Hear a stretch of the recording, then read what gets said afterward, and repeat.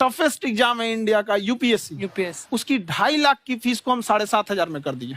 और सेम बहुत बढ़िया, वेरी गुड। और इंडिया के सबसे बेस्ट टीचर के साथ जो भी हैं वो अपने सब्जेक्ट में उससे बेस्ट इंडिया में कोई नहीं। और इतना के बावजूद ऐसे हम लोग को लगता होगा 7,500 बहुत कम है। एक लड़की ने कहा कि सर शाम वाले बैच को ना मॉर्निंग में कर दीजिए। हम कहे बाबू तो इतना सबके इंडिविजुअल से तो बैच ट्रांसफर नहीं, क्या प्रॉब्लम है?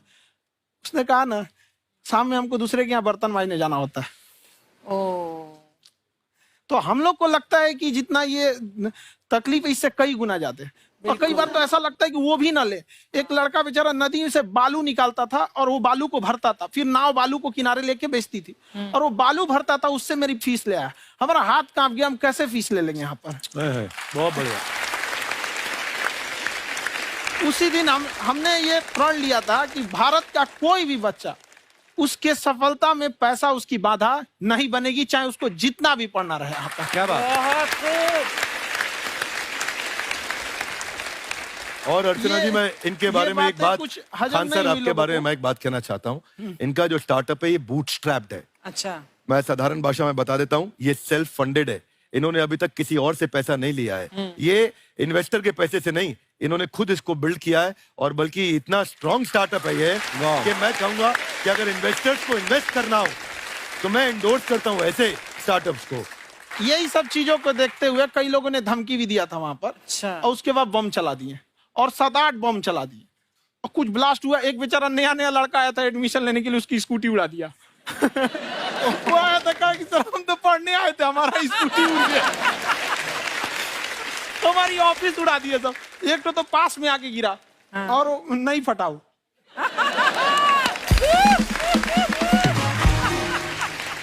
बाद में बहुत सारे लोग धमकियां दिए, लेकिन कहते हैं ना सूरज कितना भी तेज चमक ले समंदर नहीं सुखा सकता। वाह वाह वाह, क्या बात है। मैम एक्चुअली ये फीस कम करने का एक और रीजन है। 2.5 लाख 3 लाख की जो फीस में सब लोग पढ़ाई अफोर्ड नहीं कर पाते। इसलिए वो कुछ ही लोग अफोर्ड कर पाते हैं, तो उनका मेंटल लेवल तो बहुत ऊपर चला जाता है। लेकिन एक पूरे देश का मेंटल लेवल थोड़ा सा स्टेबल नहीं हो पाता। तो जब फीस कम रहेगी तो हर वो लड़का तैयारी करने के लिए आगे आएगा जिसका सपना है देश के लिए कुछ करने का। सीटें लिमिटेड हैं, उन्हें को मिलेगी, लेकिन जिन्हें नहीं मिलेगी उसे मिलेगा देश का एक जिम्मेदार नागरिक। तो इस देश को बदलना। क्या बात है। हम लोग विश्व गुरु कहे जाते थे, क्यों? क्योंकि दुनिया से लोग हमारे यहाँ पढ़ने आए थे। चाइना से ह्वेनसांग आया, फायान आया, आज कोई नहीं आता है। हम लोग का उद्देश्य एक समय आएगा जो फिर आएंगे यहाँ पढ़ने के लिए। क्या बात है। पर आप देखो अर्चना जी, सबसे ज्यादा आईपीएस आईएएस बिहार से निकलते हैं। आप देखो पढ़ाई लिखाई में पॉलिटिशियन बहुत बड़े बड़े निकले हैं। तो ऐसा नहीं है, हर जगह ऑप्शन भी नहीं है वहाँ पे, इंडस्ट्री नहीं है, खेती करेगा तो कोई खास वो नहीं रहे। ऑप्शन भी नहीं है, सही बात है। बिहार की मिट्टी में एक चीज है, जिद तो बहुत जबरदस्त है। कुछ भी नहीं रहेगा तो सब कुछ पाने का उसको जिद रहेगा, करके भी दिखा देगा। कर देंगे हम यहाँ पे। विवेक सर, आपके बारे में हमने सुना एक बार आप संन्यास लेने चले गए थे। कौन वापस लेके आया आपको? फिर कहाँ तक पहुंच गए थे आप? नहीं, मैं एमबीए की पढ़ाई के बाद मैं ये सोचा था कि अपना जीवन भगवान की सेवा में समर्पित कर दूं। अच्छा जी। बहुत साल मैं वृंदावन में रहा था और गुरुकुल में रहा था। अच्छा। और वहाँ सेवा करना, बहुत अच्छी शिक्षा मिली। मैं बोलता हूँ मेरी असली एमबीए वही थी, मोस्ट ब्यूटीफुल एसोसिएशन। और मैं वहाँ भगवत गीता पढ़ी, जहाँ मुझे गीता से लगाव हुआ। तो मेरे गुरुजी का आदेश था कि आप भगवत गीता को बिजनेस मैनेजमेंट के साथ जोड़ के देश दुनिया में बताओ। मेरे को लगा बड़ा मुश्किल काम है। मैंने बाद में देखा कि डॉक्टर स्टीफन कॉवी, जिनकी किताब है 7 habits of highly effective people, आप सबने पढ़ी होगी। उन्होंने बोला मैंने 7 हैबिट भगवत गीता से लिए। और हमारे देश के लोग ऐसे हैं जो मेरी किताब पढ़ते हैं, जो कि 3.5 मिलियन कॉपीज बिक चुकी हैं, और भारत में भगवत गीता नहीं पढ़ते। तो मुझे लगा कि मैं गीता विद मैनेजमेंट के ऊपर आकर के बातचीत करूं। मुझे लगा बहुत कठिन होगा, पर मेरे गुरुजी का आदेश था कि कठिनाई आपको तभी तक दिखेगी जब कठिनाई को देखोगे। तो एक छोटा उन्होंने मुझे बताया, पूछा कि इस कमरे में लाल रंग कितनी जगह है, देखो आप भी एक बार जरा देख के बताओ। कुछ 7-8 जगह लाल रंग दिख रहा है यहाँ पे आपको? 1 ये 2 वो लाल रंग टी शर्ट पे, 3 4 5 ये लाल हो गया, 6 उधर लाल हो गया, 7 एप्पल लाल, बिल्कुल ठीक 7। पर जब आप लाल रंग ढूंढ रहे थे तो क्या आपको हरा रंग दिख रहा था? Yes no? नहीं। जब आप लाल रंग ढूंढ रहे थे तो क्या आपको काला रंग दिख रहा था? Yes no? नहीं। नो।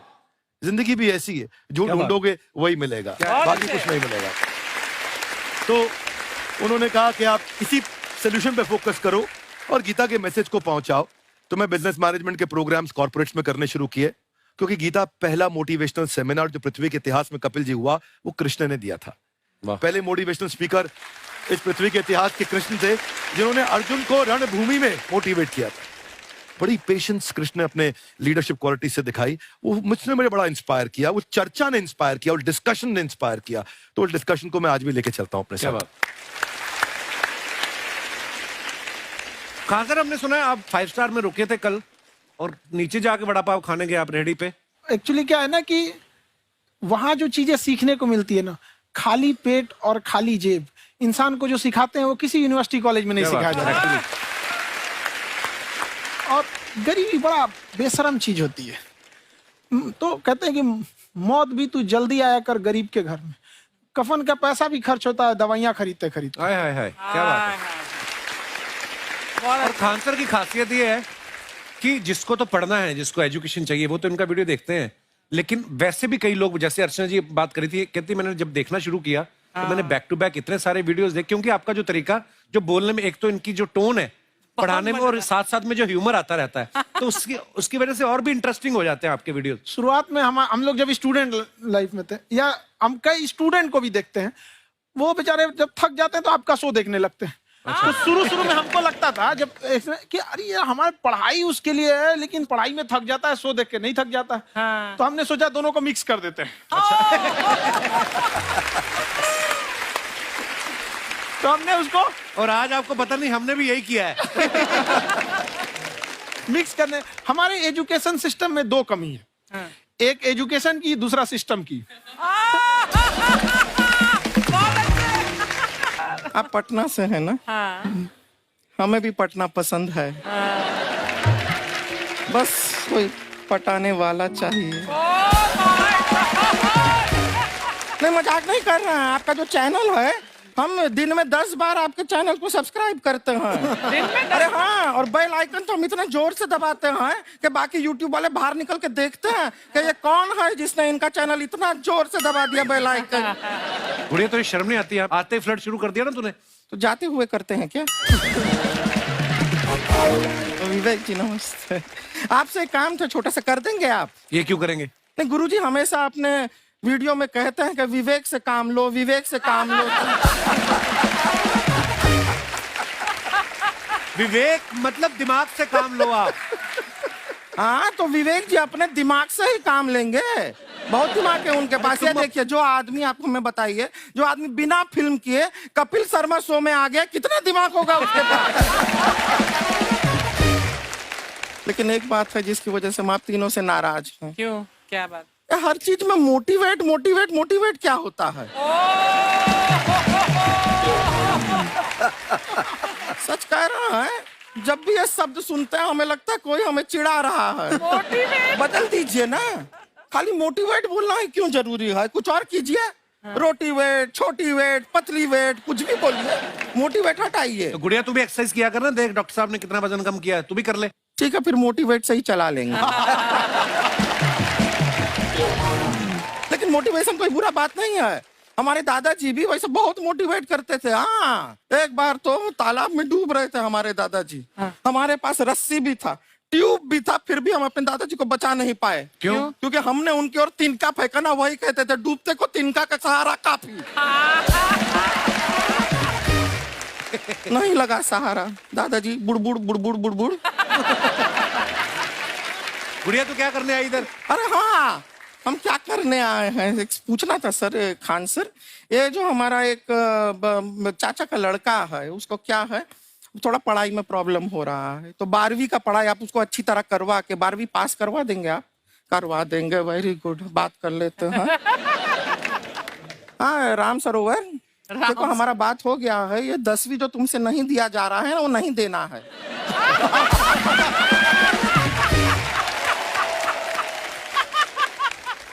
टेंशन नहीं है, 10वीं का खान सर से बात हुआ, ये सीधा 12वीं पढ़ा के पास कर देंगे। अरे ऐसे नहीं होता, पहले 10वीं पास करनी पड़ेगी, फिर 12वीं होगी ना। ऐसा कोई जरूरी नहीं है ये सीक्वेंस। हमारे मौसा जी थे, उनसे ना 10वीं हुई ना 12वीं हुई, अभी 3 दिन पहले सीधा उनकी 13वीं हुई। एक्चुअली क्या है, पढ़ाई लिखाई का हमको बहुत ज्यादा नॉलेज है नहीं। गांव में पढ़े हैं ना सर, स्कूल कहाँ होते थे अर्चना जी, गांव में स्कूल नहीं था, पेड़ के नीचे पढ़ते थे हम। यहाँ तक कि हमारे पास ब्लैक बोर्ड भी नहीं था। हमारे मोहल्ले की जो भैंसिया थी उसको खड़ा करके टीचर उसके ऊपर लिख के पढ़ाती थी। मजाक नहीं कर रहे हैं। और आप तो समझ रहे हैं, अभी ब्लैक बोर्ड की एक अटैच डस्टर था ब्लैक बोर्ड का, समझ रहे हैं ऐसा, वो पीछे से आता था, लिखा हुआ मिटाता था और चला जाता था। ये तो कुछ भी नहीं है। एक बार क्या हुआ, हमारा स्कूल शुरू हुआ, शुरू होते ही 2 महीने के लिए छुट्टियां हो गई। क्यों? ब्लैक बोर्ड ने बछड़ा दिया था ना। तो वैसे आप लोग ना इतने ज्ञानी हैं, सब कुछ जानते हैं। आपसे एक टेक्निकल सवाल पूछे। एक बार ना 4 दोस्त थे, 4 दोस्त, साम दाम दंड भेद। वो डिसाइड करते हैं कि चलो एक गेम खेलते हैं, तो टीम्स बनाते हैं। तो साम दाम ने एक टीम बनाया। इस पे भेद को बहुत गुस्सा आया, पता है क्यों? क्यों? क्योंकि भेद को दंड मिला ना।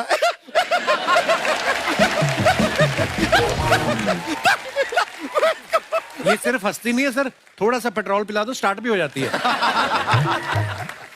इतना है कि और भी बता दीजिए, जब हम बीमार होते हैं हम डॉक्टर के पास नहीं मैकेनिक के पास जाते हैं, और डिटेल दे दीजिए। ऐसा कुछ नहीं है सर, ये बोलते हैं खाली। लेकिन अभी एक रिक्वेस्ट था सर, हमारा एक भाई है, पुरुषोत्तम नाम है उसका, वो गांव से आया हुआ है। आप लोग थोड़ा उससे सब बातचीत करेंगे, थोड़ा उसको प्रोत्साहन देंगे। और शर्मा जी, आपसे भी एक रिक्वेस्ट था, आपसे हमने कभी कुछ मांगा नहीं है। पुरुषोत्तम आएगा ना, एक बार बस उससे कह दीजिएगा, पुरुषोत्तम तुम कितने हैंडसम हो। मैंने देखा ही नहीं अभी तक। हाँ, तो देख के बस बोल दीजिएगा तुम ठीक है। कितने हैंडसम हो, ऐसा बोल दीजिएगा प्लीज। ठीक है। हम बुला लेते हैं पुरुषोत्तम।